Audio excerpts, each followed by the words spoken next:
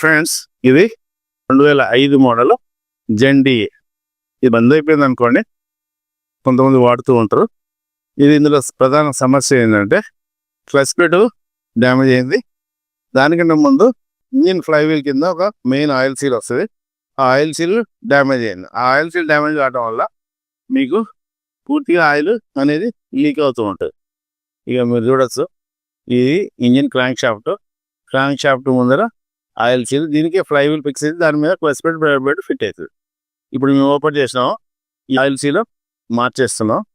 ఇది మార్చకుండా ఉంటే ఏమవుతుందంటే ఈ ఆయిల్ మొత్తం లీక్ అయ్యి ఈ గేర్ బాక్స్ డోమ్ నుంచి కిందికి కారుతూ ఉంటుంది. ప్లస్ మీరు పైనుంచి ఇంజిన్ ఆయిల్ ఎంత లెవెల్ మెయింటైన్ చేసినా ఇది రన్నింగ్లో లీక్ అవుతూ ఉంటుంది, ఆయిల్ లెవెల్ తగ్గుతూ ఉంటుంది. ఒకనొక స్టేజ్లో ఇది ఏమైందంటే పూర్తిగా ఆయిల్ డ్రైన్ అయిపోద్ది, తక్కువ అయిపోద్ది. మనం చూసుకోలేదనుకోండి, మొత్తం ఇంజిన్ సీజ్ అవుతుంది.